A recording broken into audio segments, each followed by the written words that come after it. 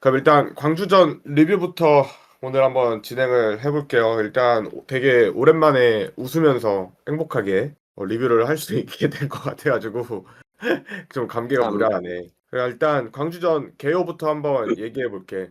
일단 슈팅수 광주 16개 찼는데 유효 슈팅 2개, 서울은 11개 슈팅에 유효 슈팅 6개. 두 팀 모두 페널티 에어리어 안에서 슈팅은 9개. 어, 그리고 패스는 광주 386개, 서울 373개. 공격 진영 패스 광주 68, 서울 31. 서울이 조금 더 직관적인 경기 운영을 했다는 게 좀 패스에서 보이는데 수비 진영 패스도 서울이 139개였고 광주가 89개. 나머지 뭐 행패스, 종패스, 전진 패스 뭐 이런 거는 다 패스 지표가 광주랑 서울이 둘 다 비슷했어요.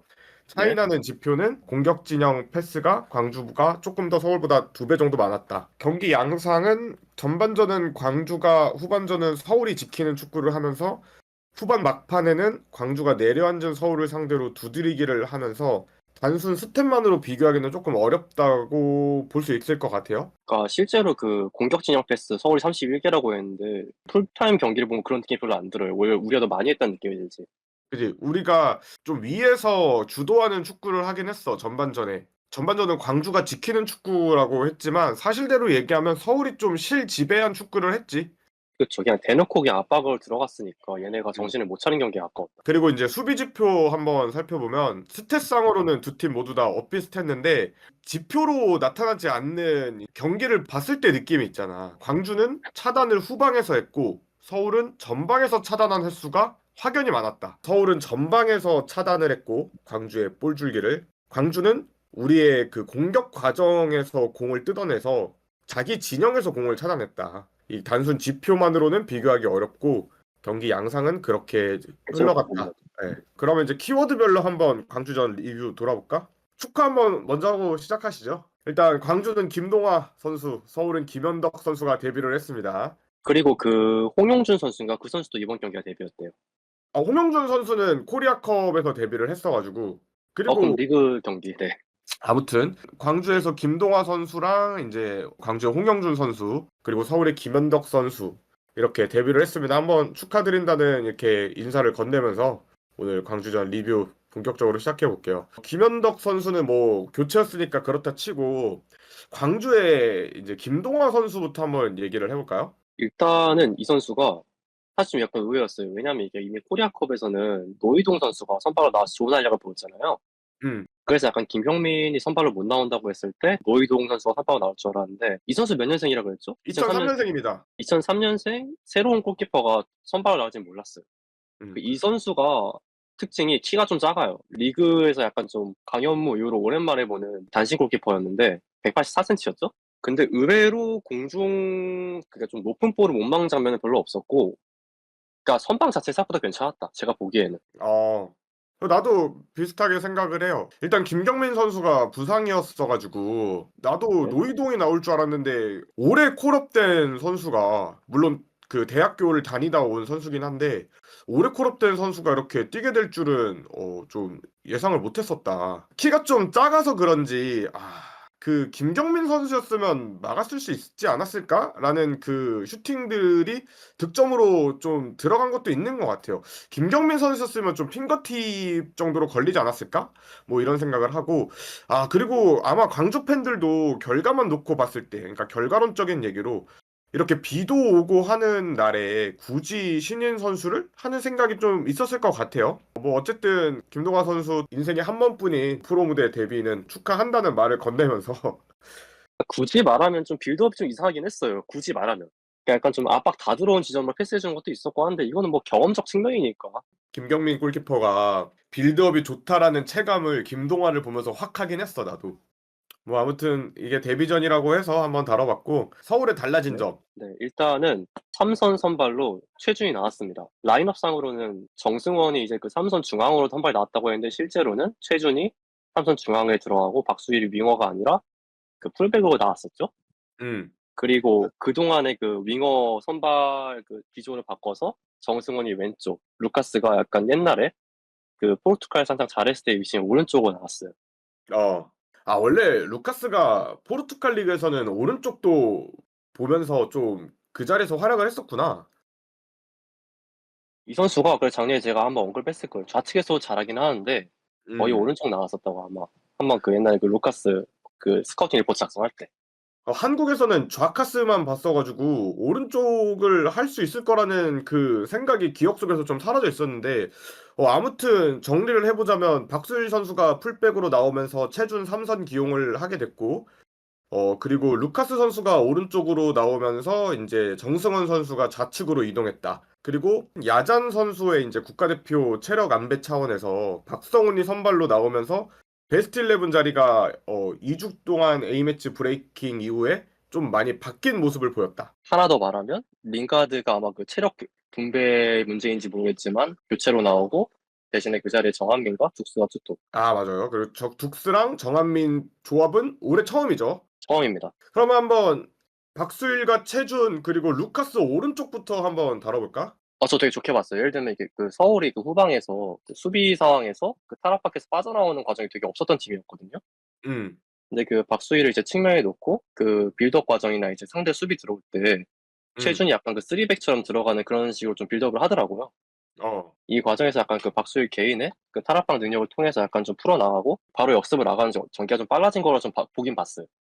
나도 되게 재밌게 봤는데, 일단, 최준, 박수일 모두 삼선이 형식상 가능한 풀백들이잖아. 네, 그래서, 루카스가 오른쪽으로 오면서, 이 시프트를 하면서 이제 후방에서 최준과 박수일이 자리를 조금 서로서로 바꾸고 채워가면서, 그러니까, 최준이 올라가고, 박수일이 중앙으로 들어온다든지, 아니면 네. 박수일이 오른쪽으로 올라가면, 이제 다시 최준이 풀백 자리를 채워준다든지, 이런 시프트를 하면서 아무래도 이제 공간이 조금 비고 수비적으로 순간적인 리커버리가 필요할 때 활동량이 많은 루카스가 오른쪽에 배치되면서 수비 부담마저 줄여준 게 이거 굉장히 전반전에 볼거리적으로 좀 재밌지 않았나.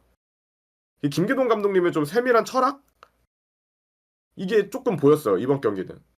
약간 좀 잘하니까 혹시 철학이 보이는 것도 있겠지만 그리고 저 개인적으로 최준 삼선에 제가 항상 얘기하던 게 있어요. 최준이 아, 삼선만 써면 시야가 굉장히 제한이 돼요. 이 단점을 아까 말씀하셨다시피 그 박수희가 스위칭을 통해서 많이 좀 메꾼 것 같아요. 그러니까 사실 박수희 음, 선수가 돌아오자마자 주전으로 뛸 수 있을까라는, 왜냐면 우리가 지금 어쨌든 A매치 전까지는 최준 그 풀백에 황두윤 류재문이 확실하게 붙박이 삼선이었고 이승무 선수도 복귀한다는 얘기가 있었어서 박수일 선수한테 기회가 돌아갈까 하는 그런 가능성이 조금 낮아 보였었는데 최준 박수일 시프트라는 카드로 중원에서 아주 좋은 모습을 보여줬다, 이번 경기에서는. 사실 이렇게. 저는 그 박수일 돌아온다고 했을 때 그 자리에 있을 줄 알았어요. 그 우측 윙어 자리. 이 선수가 좀 한승규랑 좀 결이 비슷한 선수잖아요. 어떤 점에서? 일단 나이가 같아요. 그러니까 아이스 차근차근 시작하자고 차근차근 좀. 아, 오케이, 오케이. 그 키가 작은데 저돌성이 있는 측면 자원입니다. 둘 다. 동의 좀 해줘. 어, 그리고 이 두 선수 모두 킥이 좋아요. 그지. 그러니까 실제 패스 능력이 좋다고 못하겠는데 왜냐면 둘 다 약간 투박한 면이 있는 선수들이니까. 근데 킥으로 본인 그 중심을 빌드업을 좀 전개시킬 줄 아는 선수들이에요. 맞아, 맞아. 그래서 좀 박수를 약간 또 한승규 자리를 쓸 줄 알았는데 막상 보니까 풀백이다. 어쨌든 루카스랑 시프트도 그렇고 최준이랑 네, 시프트도 그렇고 박수일이 공격 가담을 굉장히 많이 해주는 모습을 보여주면서 제한적이긴 하지만 어쨌든 공격적인 모습을 충분히 보여줬다. 뭐 이렇게 평가하면 될 것 같아. 그리고 그리고 그 후반에 그 크로스 하나 있었잖아요. 어 근데 대체 정정용이 무슨 마법을 부린 건지 모르겠는데 이제 이게 되더라고. 정발 오른쪽에 정발 크로스가. 근데 저는 허공으로 하나 기똥차게 날린 크로스도 하나 봤거든. 아, 그거는 기억에서 잠깐 잊어줄까? 잊어줍시다 그거는. 원래 아, 좋은 것만 기억하는 거예요 크로스는. 오케이, 알겠어요. 어쨌든 박수일, 최준, 루카스 오른쪽으로 나온 게 광주의 그 활동량을 조금 잡아먹기 위해서 의도적으로 배치한 느낌도 좀 있어. 그쵸. 그리고 실제로 그게 합리적으로 통했고, 이게 왜 합리적으로 통했는지는 좀 이따 전방 압박 부분에서 또 한번 다뤄보는 걸로 하고, 그 이제 둑스 이야기 한번 해볼까? 우리 둑스 네. 선수. 사실 둑스가 이번 여름 이적 시장에서 떠날지 말지에 대해서 좀 왈가왈부? 설왕설래가 좀 있었잖아. 근데 이번 경기에서 득점까지 하면서 또 연계, 기가 막힌 연계, 벌려주는 패스까지 보여주면서 아주 좋은 모습을 보여줬는데, 둑스 어떻게 봤어? 생긴 거는 테토남 그 자체잖아요. 키도 크고 우락부락하고. 어, 플레이하는 거 보면 약간 좀 세컨톱의 느낌 좀 많이 나요. 자꾸 내려오려고 그러고, 그리고 그 이제 공 몰고 올라갈 때도 우측에서 계속 우측에서 약간 살짝 처진 위치에서 올라가잖아요. 어. 일단은 아까 말했다시피 이제 그 내려가는 상황에서 압박하고 볼 빼줘서 빠르게 벌려주는 패스 해주는 거. 이게 저 되게 좋게 봤어요. 둑스는 오히려 이번에 김기동 감독님한테 어필을 좀 한 것 같아. 나는 헤딩 싸게가 아니다. 나는 아래에서 내려와서 벌려주는 거 잘한다. 나는 컴플리트 포워드 역할 수행하는 거를 조금 더 선호한다. 어떻게 보면 컴플리트 포워드라기보다는 좀 FM대로 따지면 딥라인 포워드 느낌이 좀 네. 강했지. 그리고 생각보다 수비 가담도 열심히 해주더라고. 많이 내려와주고 그거 헤더 가담도 많이 해주고 되게 그러더라고요. 에스다님께서 이제 채팅창에 정한민이 앞에서 몸으로 버텨주다 보니까 링가드 둑스 조합보다 정한민이 있어서 더 편안하게 플레이한 느낌이 있다고 하는데, 이거 아주 공감되고 좋은 아, 저 내용인 것 같아. 동감입니다. 네. 그래서 나도 둑스가 이번에 골 득점도 하면서 아주 훌륭했다. 특히 연계는 뭐 이루 말할 것도 없고. 리그에서 연기는 가장 잘하는 스트라이커 중 하나인 것 같아요. 맞아. 클리말라가 뛰는 걸 못 봤지만 클리말라랑 둑스랑 좀 공존이 가능할 것 같다라는 생각을 좀 했고, 네. 클리말라랑 둑스는 좀 다른 스타일이니까 시드니에서 클리말라는 위에 박혀서 공간을 선점해 줄 수 있는 선수였고, 둑스는 조금 더 활동 반경을 넓게 가져가면서 연계에 강점 있는 선수라 오히려 둘의 조합도 한번 보고 싶다 이런 생각을 한번 하게 됐고, 근데 이제 오게팅은 하나 있었어. 전반 39분에 둑스 선수가 못 넣은 슈팅이 하나 있어. 뭔지 기억나? 아, 기억나요. 그 정면으로 갔던 슈팅 아니었나, 거의? 맞아. 이게 XG 값이 기대 득점 값이 0.36. 이건 넣어줬어야 야, 된다 스트라이커는 넣어줘야 하는데, 이거. 라고 이제 생각은 했지만, 사실 이제 둑스 선수가 득점을 하는 과정에서 이 또한 스트라이커라면 해결을 해줘야 된다라는, 이건 넣어줘야 된다라는 거를 또 기가 막히게 넣어줬기 때문에, 그 왼발 파포스트로 그 진짜 골키퍼의 손 그 5cm, 1cm가 닿지 않는 그 공간으로 정확하게 차주는 게 아, 진짜 전 약간 좀 낮은 위치에서 받은 거 아닌가 했거든요, 솔직히 그때? 어, 그 왼발 각을 재길래? 얘 왼발이었나 했는데 그냥 기가 막히게 넣어버리니까. 그게 둑스 XG 값이 0.11. 기가 지금 막혔다. 0.20, 0.19, 0.17 이런 이제 거의 완벽한 득점에 준하는, 근데 거기서 항상 못 넣었던 서울 공격수들이 많았는데, 어쨌든 둑스가 이번에 0.11짜리 기대 득점을 기가 막히게 그러니까 정승원 선수가 내준 걸 왼발로 잘 깔아차면서, 이게 공격수지. 우리도 드디어 공격수가 생겼구나. 칭찬할 만한 모습이었습니다. 특히 오늘 또 축구에서 빠질 수 없는 붕대 부상 투혼까지 아주 사랑스러운 모습이었어요. 그리고 이제 정한민의 경기력을 한번 바로 살펴볼까? 일단은 아까 전에 그 클리말라가 못 나와서 둑스가 선발로 나온 것 같다고 했잖아요. 네, 근데 저는 여기서 약간 반대하는 게 저는 개인적으로 원래는 둑스 클리말라 둘을 선발을 내려고 했던 것 같아요. 나도 이제 경기를 보면서는 좀 그런 게 와닿았거든. 네.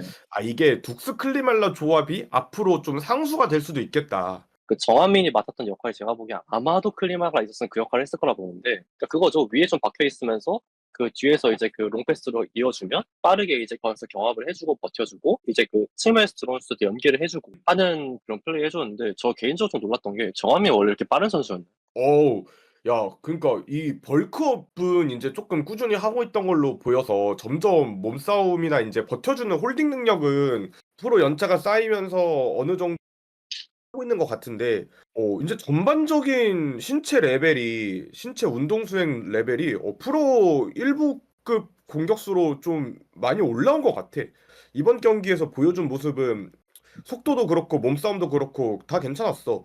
그 네. 전반 39분에 변준수를 들쳐매고 등져버린 상황에서 정승환한테 패스를 내주는 그 장면, 그거 보고 조금 나는 기함했거든. 살짝 아쉬운 거는 아무래도 그 시야나 연계 능력인데, 이거는 뭐 애초에 좀 더 경기를 하다 보면 쌓인 부분이니까 좀 괜찮았고. 그래서 이제 어떻게 보면은 클리말라 선수의 이제 배터리로 조영욱 선수보다는 정한민이 조금 더 중용받을 수 있겠다라는 생각이 그렇죠. 좀 들고, 링가드의 배터리라고 하면 좀 그렇고 링가드와 번갈아 가면서 나올 선수가 둑스가 아닐까. 네. 좀 더 약간 어, 처진 위치에서 연계해줄 수 있는 역할이니까 둑스랑 링가드가 좀 비슷한 것 그래서 조영욱 같아요. 선수가 이제 어느 정도 프로에서 살아남기 위해서는 좀 활로를 모색해야 될 순간이 왔다. 정한민이 이렇게 스텝업을 해버린 이상 이번에 정한민 선수가 왼쪽에서 네. 정한민과 정승원이 또 시프트를 하면서 어느 순간에는 정한민이 윙포워드 위치에 빠져 있고 어떤 순간에는 정한민이 투톱 자리 아니면 혹은 원톱 자리에 원톱 들어가면서 자리. 광주 공격수들의 아주 정신을 쏙 빼놨어요. 네. 그것도 아주 좋았다. 왜냐면 정한민 선수가 이제 어느 정도 이제 머리를 쓰는 그 위치 잡아주는 플레이도 적응을 곧잘 했다라는 텐데. 예. 뜻이 돼서 강원에서 그 윤정환 감독 아래에서 뛸 때 있잖아요. 음, 그때 약간 정한민을 세컨톱을 썼단 말이에요. 약간 그 음.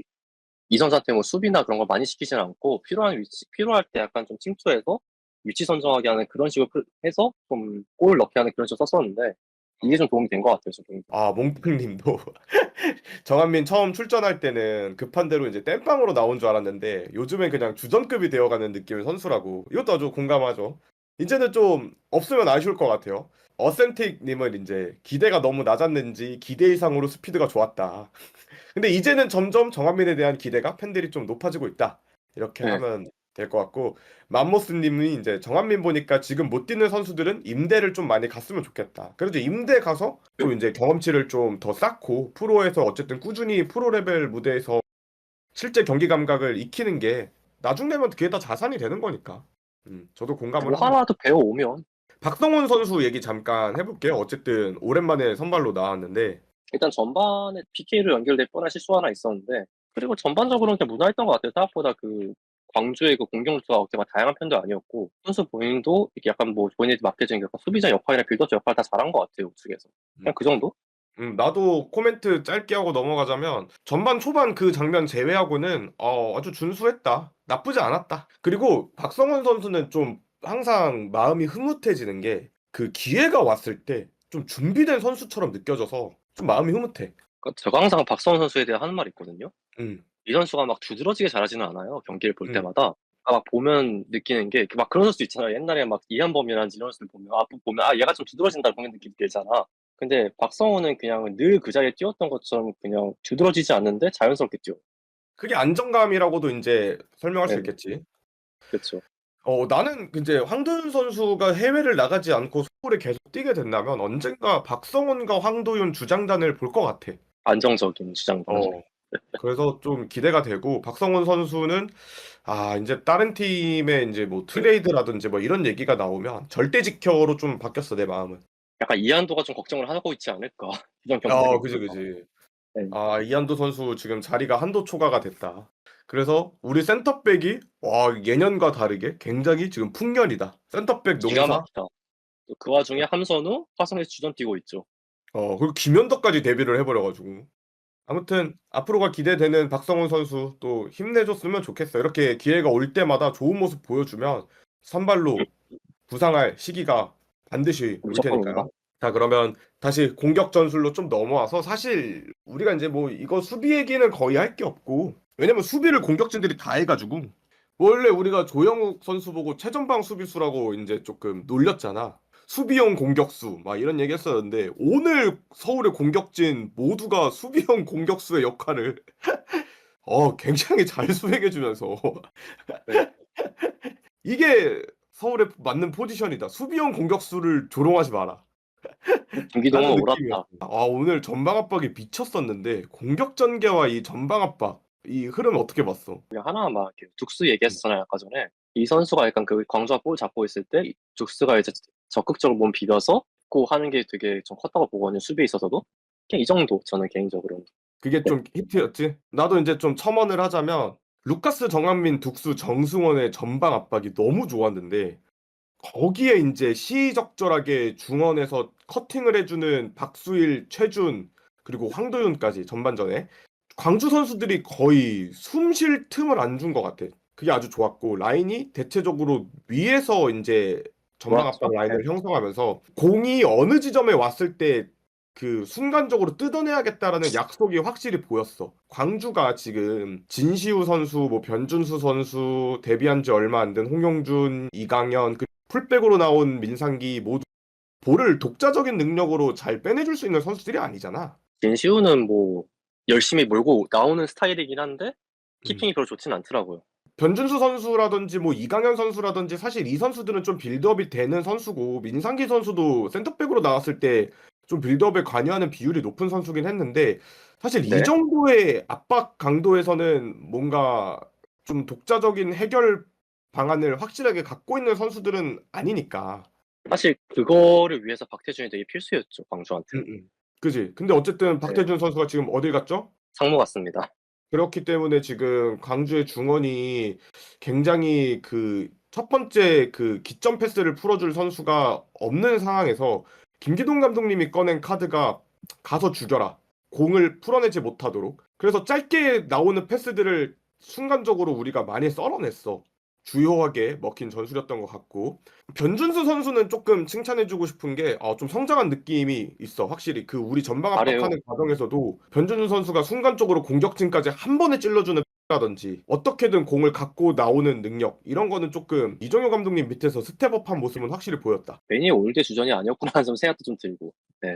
그 지점은 이제 앞으로 광주 팬들도 눈여겨볼 만한 지점인 것 같고 이강현 선수도 본 역할은 충실히 해줬다고 좀 봐요. 그리고 진시우 아까 방금 제가 얘기 잠깐 했었는데 이 선수도 사실 좀 아쉬운 게 광주 선수가 아니라 좀 아쉬운 거지 피지컬 좋은 거라 그 생각보다 속도 빠르니까 볼 몰고 올라와서 이제 오버래핑해서 높은 위치에서 빌드업 참여하는 플레이가 되게 음. 좋았다고 저는 생각을 하거든요. 나는 조금 라커룸에서 많이 혼났을 거라고 생각하는데 홍영준 선수랑 같이 아니 잘하진 않았어. 나도 잘하진 않았다고 생각을 해. 왜 계속 이정효 감독님이 최근에 진시우 카드를 꺼내는지는 좀 확인을 했다. 이번에 전방 압박으로 저희가 공을 되게 많이 획득을 했는데 광주 진영에서 스탯을 살펴보면 정한민 선수, 정승원 선수, 둑스 선수 그리고 루카스 선수 전반전 내내 그 수비 지표 차단 획득이 수비보다 많습니다. 앞에서 계속 압박을 해줬다는 얘기잖아요, 그게. 그게 좀 고무적이었다. 루카스 선수 칭찬을 또 하나 하자면 체력전이 뭔지 좀 보여줬다. 이 선수는 현대 안 지쳐요. 네. 현대 축구에서 지구력이 얼마나 중요한 피지컬인지 수비 가담하고 다시 공격 가담해서 드리블까지 해주고 물론 박치기 공룡이었지만 몇몇 모습에서는 그래도 자신이 그라운드에 있는 그 시간 안에서는 꾸준하게 뛰어준다는 게 진짜 고무적인 것 같아. 45분 동안 약간 광주의 왼쪽 수비수들의 체력을 많이 빼놨죠. 이번 경기 과정에서 김교동 감독님이 좀 이제 어, 준비를 많이 하고 왔다라고 느껴지는 게 우리 선수들의 XG 값이 대폭 올라갔습니다. 0.11, 뭐 0.2, 0.15, 0.14, 0.09 막 이런 식으로 굉장히 많이 올라가서 그리고 박스 안에서 이뤄지는 슈팅들이 꽤나 양질의 슈팅들이 많았고 이 기조를 계속 이어갔으면 좋겠다라는 생각을 한번 해보고요. 어쨌든 이게 공격 과정 얘기는 이렇게 좀 끝내면 될 것 같고 서울의 본체 정승원 선수 한번 얘기해 볼까? 아까 이 선수도 약간 좀, 그러니까 원래 그거 있어요. 그러니까 수협에서 약간 좀 그 메짤러로 많이 나왔었잖아요. 그 메짤러 나올 때 약간 그 좌측에서 안데르손이랑 그 같이 원투하면서 올라가는 과정이 좀 많았단 말이에요. 작년 수협에서는. 그래서 약간 좀 왼쪽 윙에 세워놨을 때 솔직히 그렇게 못할 거라 생각을 하지 않았어요. 처음부터 약간 좀. 근데 상상 이상으로 잘했다. 이번 경기는 MVP였고 실제로 리그 베스트 그러니까 주간 리그 베스트 11에 무조건 들어갈 만한 활약이었고 오른쪽에 전진우가 있다면 왼쪽에 정승원이 있다. 감히 이렇게 평가해도 되겠습니까? 이거는 조금 좀 나갔나요? 아직 좀 나가긴 했어. 한 스탯이 2배 이상 차이 나기 때문에. 아니 이번 주만. 이번 주말은 인정이지. 오케이 알겠습니다. 정승원 선수 어쨌든 한 골 한 도움 그리고 획득 9개. 계속 수비를 하더라고. 내려와서 수비하고 사실 올라간 과정이 좀 많더라고. 정승원이 이번 경기는. 이게 히트야. 획득 9개가 히트야. 공수 양면에서 미친 활약. 뭐 다 땀있다는 얘긴데요. 혼자서. 어. 세상에. 전반 그 부분에서 이제 득점해 준 것도 좋았고 후반에 둑스 어시스트까지 침착하게 공 살짝 그 비 오는 날에 그렇게 돌아 유효하게. 들어가는 공격수한테 발 앞에 정확한 그 힘 조절로 내주기 쉽지 않거든. 딱 받아서 문선민 주고 돌아 들어가서 받자마자 다시 내주고. 아름다웠어요. 과정이 되게. 이게 서울 과정이 맞나 싶을 정도로. 없어서는 안 될 선수. 제가 계속 얘기하잖아. 정승원은 서울의 본체다. 인정하십니까? 인정해요. 많은 포지션을 다 소화할 수 있고 그거를 자연스럽게 스위칭하면서 할 줄 알아요. 이 선수는. 게다가 저돌성도 갖췄어. 저 개인적으로 저 현대 축구에 저돌성 없는 선수는 좀 금방 도태되는 생각을 하거든. 그래서 역시 루카스 선수가 저돌적으로 상대 가슴에 들이받기 때문에 K리그에서 꾸준히 살아남을 수 있는 자원인가 봅니다. 그럼 이제 후반전 얘기하고 마무리할까? 네, 후반전 들어가서는 약간 광주가 좀 약간 전략을 바꿨어요. 음. 그러니까 그 짧은 패스로 하려고 하니까 이제 압박을 다 끊기고 하잖아요. 우리 쪽 이제 비어 있는 후방에 박인혁 선수를 넣고 로브 패스를 가겠죠. 그 후반전 시작하자마자 그랬지. 네. 한 10분 정도 계속 이렇게 했어요. 근데 문제는 그거예요. 박인혁이 아무리 슈팅 연습을 열심히 했어도 얘가 골을 못 넣어요. 아, 그래서 파회가 됐어요. 이 전술은 금방. 박인혁이 굉장히 움직임은 좋은데 애매한 양발이더라. 뭔가 약간 슈팅을 잘하진 않는 것 같아. 이 선수도 약간 이정혁 같은 답답함이 있어. 이정효 감독님의 그 슈팅 지도를 A매치 기간 동안 받고 왔다는데 조금 더 받아야 될 것 같다. 한 100번 더 해야 할 것 같아요. 매일매일. 근데 어쨌든 박인혁 선수가 실제로 좀 타겟팅이 되는 능력은 또 보여줘가지고 볼 잘 따요. 제가 저번에 조사했던 걸로 기억하는데 이거는. 근데 실제로 그게 보여가지고 좀 신기했어. 박인혁이 타겟팅? 근데 타겟터 역할을 진짜 수행할 수 있네? 잘해요. 어. 그것만큼은. 후반전에 빙글빙글 터닝슛 한번 진짜 좋은 모습을 보여줬었는데 번뜩이는 모습도 보여줬지만 박인혁 선수의 한계도 조금 같이 보여준. 그러니까 결국 고립됐을 때 혼자서 무에서 유를 창조할 공격수는 아니었잖아. 혼자 음. 해결할 수 있는 능력은 없어요. 운더볼이 그렇게 좋은 것도 아니고. 그니까 그건 조금 아쉬운 지점이었다. 광주 팬들도 조금 공격수에 대한 해갈은 느껴지지 않을까. 후방에 남아있는 문선민? 이거는 진짜 광주 입장에선 재앙 그 자체였을 거야. 김진수가 차주자마자 냅다 달려가지고 넣어버리는 그거. 그러니까 그거 이후에 광주가 이제 중간에 뭐 주세종 선수 그리고 이제 박정인 선수 이제 이렇게 넣어주면서 심상민 선수까지 조금 흐름 변화를 꾀하려고 했는데 그 선수들이 뭐 뛰어보기도 전에 김진수와 문선민 전북에서 맞춰진 그 둘의 눈빛 한 방으로 홍상민은 들어가자마자 그 김진수 맨마킹 놓쳐가지고 바로 골로 음. 이어져 버렸어. 어 그리고 나서 이제 광주가 라인을 올리려고 하지만 문선민 선수는 수비 가담을 하지 않고 그 뒷공간에 어슬렁어슬렁 하고 있었잖아. 그게 진짜 기계 공포 그 자체라니까. 이게 스릴러야. 문선민을 쓰는 그 뽕맛이야 이게. 한번 넣어주면 같이 냅다 달린다니까 대머리가. 그러니까. 근데 뭐 네. 어쨌든 후반전은 그 세 번째 득점 이후에 서울이 이제 잠그기 하면서 라인을 조금 내렸고 광주가 당연히 우리가 공간을 의도적으로 내줬으니까 좀 두들기는 모습이 보였죠? 네. 음, 좀 의도적으로 두들기는 모습이 이제 나와서 그 이후부터는 뭐 한 65분 이후부터는 그냥 스무스하게 뭐 딱히 볼만한 경기는 없었던 것 같아. 잘 지켜서 이겼다 정도? 그냥 대신 사소하게 뭐 강현무 찐빠난 거. 그지 강현무 그 캐칭 실수는 조금 아쉬웠는데 펀칭 실수라고 하는 게 맞겠지. 아무튼 네, 그건 좀 펀칭. 아쉬웠는데 비도 오고 했고 이겼으니까 그냥 유하게 넘어갈 수 있다 이 정도는. 근데 이게 뭐 한 1대1 상황이었다? 그럼 재앙이긴 했지. 끝났어 그러면. 아무튼 그렇게 경기 마무리 리뷰 광주전 마무리 지면 될 것 같고 리뷰를 봐주실 광주 팬들을 위해서 광주 얘기 잠깐 해보자면 저는 개인적으로 광주 여름이 진짜 고비일 것 같아요. 일단 이적 시장을 참여를 못 하잖아 사실상 실상민 빼고는. 그리고 어쨌든 뭐 징계는 뭐 많은 팬들이 감정적으로 이성적으로 둘 다 뭐 이해할 수 없는 수준의 징계가 집행유예라는. 그럼에도 불구하고 어쨌든 광주가 소명서를 냈기 때문에 우리가 언제까지는 돈을 갚고 자본 잠식을 해결하겠다라는 계획서를 냈고 그거를 못 지키면 바로 영입 정지를 맞는 거기 때문에 아무래도 네. 지금 이 상황을 해결하기 전까지는 영입 시장에 참여하지 못할 거예요. 우리가 이번 경기에서 봤지만 결국 박인혁 선수만으로는 공격을 해결할 수가 없다라는 거를 어느 정도 광주 팬들도 인지하고 있을 거라고 생각을 해. 스트라이커가 필요해 결국에는.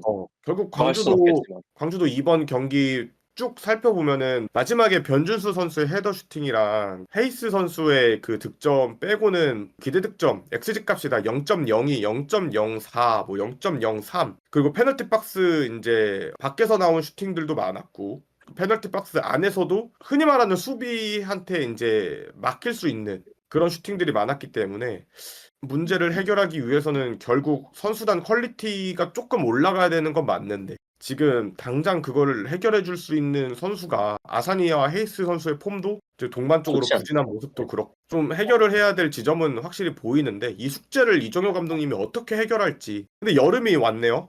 여름이 정말 덥고 한국의 여름은 특히나 습하고 더블 스쿼드를 갖춘 팀들도 허덕거리는데 광주 같은 경우에는 이제 좀 어떻게 이겨낼지가 좀 우려스러운 부분이 있어서 이정효 감독님이 이걸 어떻게 해결할지가 한번 관심사긴 해요. 오늘 채팅창에서도 지금 얘기 나왔는데 이정효 감독님 그렇게 현타온 표정 오랜만에 봤습니다.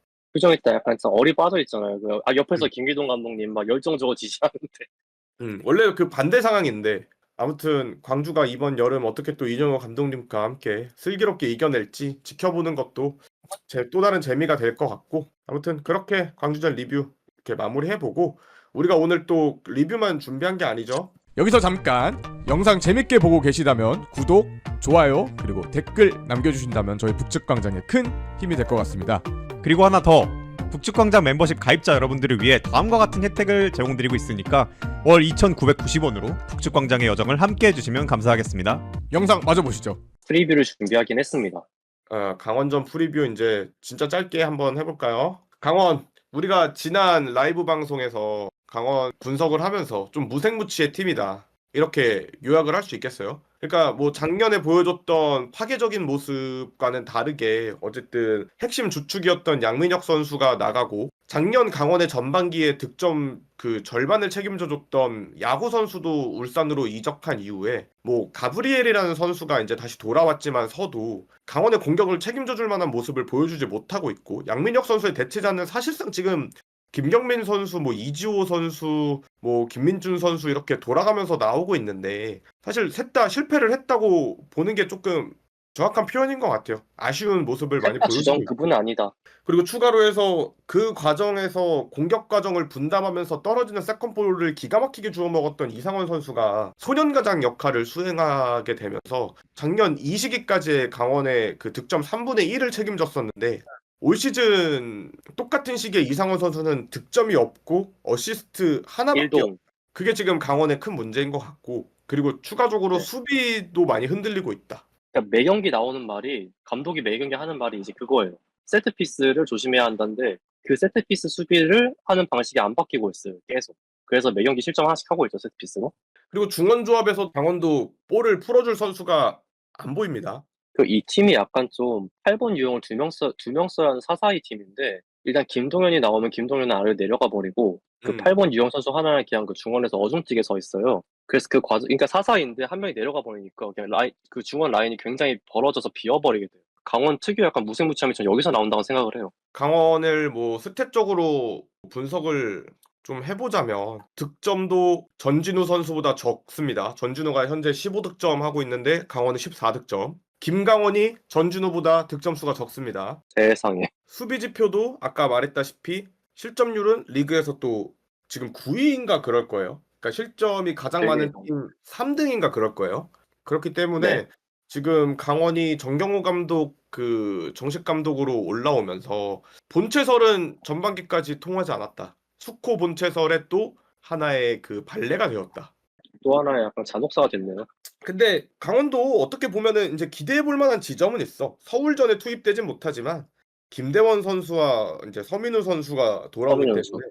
서민우 선수가 돌아오면 중원의 밸런스 문제는 해결이 될 거고 김대원 선수가 돌아오면은 일단 양민혁 선수만큼 K리그에서 또 족적을 남긴 윙포워드이기 때문에 그러니까 양민혁 선수와 뭐 1대1 폼을 비교하자는 건 아니지만 양민혁 선수의 빈자리를 채워줄 만한 퀄리티가 있는 선수임은 부정할 수가 없고 그리고 솔직하게 말하면 1년 전까지만 하더라도 김대원 선수의 기대값이 양민혁 선수보다 훨씬 높았기 때문에 김대원 선수가 돌아오면서 강원은 이제 다시 시작한다는 생각으로 한번 봐야 될 것 같은데 어쨌든 서울전 프리뷰지 않겠습니까? 김대원과 서민우는 서울전에 나오지 못합니다. 딱 그날 저녁 가는 걸로 알고 있어요. 당일날까지 군인 신분을 유지해야 되기 때문에 그래서 네. 그 다음 경기부터 출전이 가능하다는 점 서울에겐 호재죠. 전북전을 한번 봐야 될 것 같은데 전북전 네. 봤어? 어땠어? 일단 전체적으로 패스는 전북보다 당연히 더 많습니다. 강원이 한 80개 정도 더 많아요. 그리고 슈팅도 의외로 제가 그 패스픽 슈팅에 올려놓은 거 보면 아시겠지만 박스 안쪽이나 혹은 박스 근접한 슈팅밖에 없어요. 이 팀은. 그럼 이게 무슨 뜻이다? 공격수들이 골을 뒤지게 못 넣는다. 야, 또 공격수의 문제야? 이오나 가브리엘이나 제가 보기에는 저돌성도 되게 좋고 둘 다 음, 온더볼이 굉장히 좋은 선수들이에요. 특히 그 이지호 그 전반 15분 정도에 잠깐 보면 한 번 그 하프라인에서 한 번 주춤한 다음에 그대로 전북 쪽 박스 쪽까지 들어가서 슈팅까지 한 장면이 있어요. 그러니까 이 장면 여기까지만 보면 되게 K리그 수익 공격수 같은데 문제는 못 넣습니다. 1대1. 이조 선수가 움직임에 비해서 슈팅은 조금 약점이 있는 것 같아, 실제로. 네, 시치프도 좀 그런 거 그걸 좀 본 것 같아요. 어. 가브리엘도 일단은 그 압도적인 피지컬과 스피드로 우다다까지는 하는데 얘도 골을 못 넣어요. 딱 그 느낌? 어쨌든 강원도 현재 지금 해결을 해줄 송곳 같은 선수가 좀 부족하다는 얘기가 전북전에서도 좀 드러났고, 그리고 실점 장면을 조금 보면서 얘기를 해봐야 될 것 같은데, 어쨌든 전북이 지금 파죽지세에 올라와 있는 아주 흐름이 좋은, 아무도 못 막을 것 같은 기세를 갖고 있긴 하지만 3실점이나 했습니다. 어떤 점에서 이렇게 얻어맞았다고 표현, 그러니까 실제로 얻어맞았다는 표현이 조금 정확하죠. 어떤 점에서 이렇게 강원이 조금 전북에게 무기력하게 당했나, 원인을 좀 분석해 보자. 일단은 첫 번째 골은 그 항상 그 정경호 감독님이 매번 얘기하시는 세트피스로 쳐놨습니다. 티아고가 한번 튀어오른 공을 정확히 헤더로 넣어줬어요. 그 두 번째 골이 제가 기억하기로 그 전진우였나 누군지 기억 안 나는데 사이드에서 온 공을 정확히 또 티아고가 쇄도에서 넣어버렸어요. 그거 전진우였던 걸로 기억합니다. 그거 전진우 맞죠? 어. 세 번째 골은 그냥 그건 재앙이니까 뺄게요. 이거는 그냥 전진우가 존나 잘했어요. 이 골. 야, 씨. 야, 나는 그 전진우 그건 빼요. 그 그건 빼야 해. 세 번째 골 보고 느꼈어. 얘 해외 가는 게 맞다. 빨리 조속히 근데 가주십시오. 여기 쓰레 아니에요. 포항전 때도 비슷하게 들어갔어요. 강원이 그 사이드에서 풀백들이 그 사이드 자원의 침투를 잘 제어를 못해요. 좀 스피드 있는 자원들을. 그 패턴 그대로 나왔습니다. 저번에도 그 김인성이 2번이나 그렇게 사이드에서 크로스로 한번 허물었었고 어. 이번 경기도 사이드에 전진호가 한번 쇄도해서 크로스를 날려주니까 바로 먹혔습니다. 이거 어. 약점이에요. 사이드가 되게 이 팀은 제가 보기에는. 또 그렇게 보면은 서울이 지금 풀백 자원들이 어쨌든 간에 지난 광주전에서 되게 공격적인 모습, 또 스위칭까지 활용하면서 최준, 박수일, 김진수 모두가 인제 뒷공간을 파고드는 모습을 많이 보여줬었는데, 우리도 전북전에서 쪼끔 힌트를 얻어서 강원의 뒷공간 풀백들이 올라온 위치를 좀 괴롭혀 줄 수 있겠네요. 우리가 또 윙어들이 또 언더볼 좋고 저돌성 좋으니까 잘 활용하면 될 것 같아요. 뭐 수비 뒷공간에 대한 그 분석은 그렇게 한번 끝내보는 걸로 하고, 그 사실 김동현 선수 되게 우리가 좀 고평가하는 미드필더 자원이지 않았습니까? 맞죠. 맞았죠. 정확히는. 네. 근데 최근에는 정 교수님께서 이런 표현까지 한번 썼었어요. "김동현은 강원의 모래주머니다." 그러니까 이 선수가 특징이 그냥 6번이잖아요. 전형적인. 이 선수는 내려와서 좀 탈압박해 좀 풀어주는 걸 좋아하는데 지금 강원은 그렇게 하면 미들라인이 벌어져요. 필연적으로. 그러니까 이 선수를 쓰려면 4-4-2를 할 수가 없어요. 4-3-3을 해야 해요. 아, 지금 전술과 조금 안 맞네. 근데 김동현 아예 안 선수의 맞아요. 또 개인 기량이라든지 포기할 수 없는 지점이 있기 때문에 억지로는 쓰고 있다고 좀 그렇게 해석하면 되려나? 이 팀의 조영욱 같은 존재지. 아.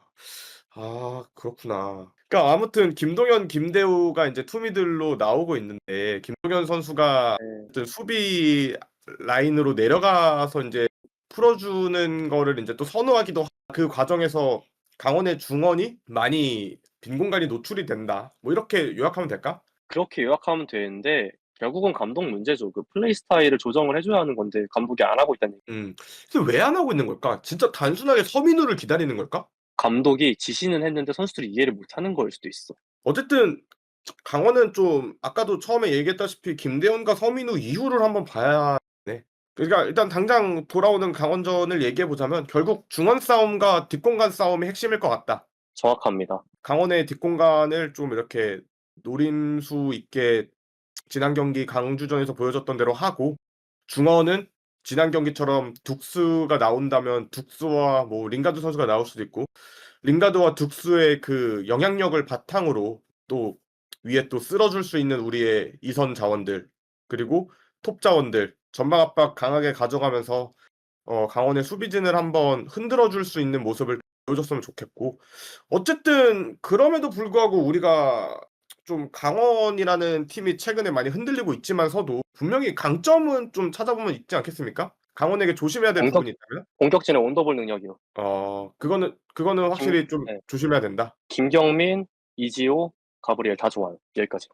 또 선제골을 내준다면 또 경기가 또 힘들어질 수는 있겠다는 사실은 또 기억을 해야 될 것 같다 하면 될 것 같습니다. 서울 입장에서는 강원에 지금 약할 때 확실히 잡아주고 가는 게 베스트일 것 같고, 강원 입장에서는 서울을 이겨서 분위기 반전에 좀 적기로 생각할 수도 있고, 좀 치열한 경기가 될 것 같다는 사실은 부정할 수 없을 것 같아서 지켜보는 재미가 있는 경기는 될 것 같다. 그렇게 정리하면서 강원전 프리뷰 한번 마치기 전에 예측 강장 한번 하고 맞출까요? 난 송준석 후반에 들어오는 거. 송준석 후반에 들어오는 거 조심해야 된다. 그 득점을 할 것 같은 선수를 한번 꼽아보자면? 강원은 없어요. 아, 아, 그러니까 무실점으로 뭐 비기든 이기든 할 것 같다, 서울이. 네, 저는 그래. 어, 그래 뭐 나는 예측 강장에 그럼 김건희. 김건희. 나올 수 있죠? 네. 김건희 실제로 전북전에 나왔고 번뜩이는 모습은 못 보여줬는데 수원 삼성 출신이지 않겠습니까? 그래서 우리 팀 상대로 잘할 것 같다. 서울을 만났을 때 또 마음가짐이 그 또 곱하기 4배 제곱일 수도 있기 때문에 오케이. 김건희 선수 한번 조심해야 될 것 같고, 지난 전북전에서는 김건희 선수가 아직 왜 J리그에서 좀 주전이 밀렸는지 연계하는 측면에서는 좀 준수하게 한 것 같은데, 예전에 그 K리그에 있었을 때 그 파괴적인 모습은 못 보여준 게 좀 아쉬워서, 또 모르지 않습니까? 서울전에 김건희 선수가 기억을 되찾을 수도 있는 일이니 김건희 선수 한번 조심해야겠다라는 생각 한번 쓱 밀어보겠습니다. 자, 이렇게 해가지고 강주전 리뷰부터 강원전 프리뷰까지 한 1시간 5분 정도 한번 얘기 나눠봤습니다.